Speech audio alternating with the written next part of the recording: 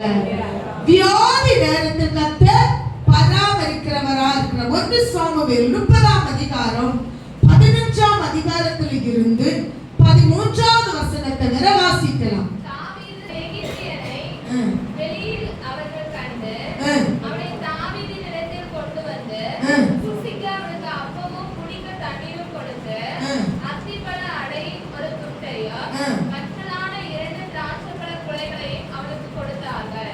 அதை அவன் சாப்பிட்ட பின்பு அவனுடைய உயிர் திரும்ப யார ஒரு எகிப்தியனை ஒரு அமலேக்கியனிடத்தில் வேலைக்காரன், அமலேக்கியனுடைய வேலைக்காரன் யார் இடத்துல வந்தா? எகிப்தினிடத்துல என்ன செய்தான்? வந்தான். அவனுக்கு என்னெல்லாம் கொடுத்து பராமரிச்சாங்க? மறுபடியும்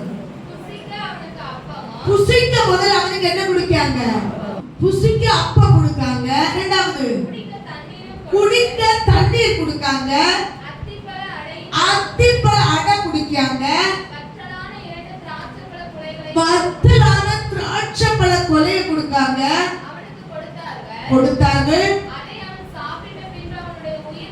சாப்பிட்ட உடனே உயிர் அவனுக்கு திரும்ப அவன் மரண படுக்கையில இருக்கும்போது கர்த்தர் எகிப்தியரை கொண்டு கர்த்தர் பராமரித்தார். ஆமென் சொல்லுங்க. கரங்களை தூக்கி நம்மளை பராமரிக்கிற தேவன்.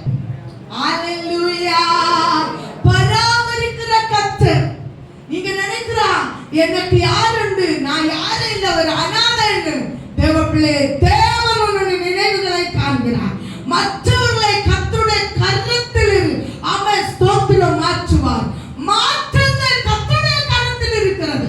உன் பிள்ளைங்க கருத்திலே, உன் புருஷனுடைய கருத்திலே, உன் மனைவிக்கு கருத்திலேயோ அல்ல, மாற்றங்கள் கர்த்தருடைய கரத்தில் இருக்கிறது. உருவாக்குறது கர்த்தருடைய கரத்தில் இருக்கிறது. செயல்படுத்துவது கர்த்தருடைய கரத்தில் இருக்கிறது. அவர் சொல்ல ஆகும், அவர் கட்டளையிட நிற்கும். இதில்லாமல் வேறு ஒன்றும் இல்லை. அல்லேலூயா சொல்லுங்க.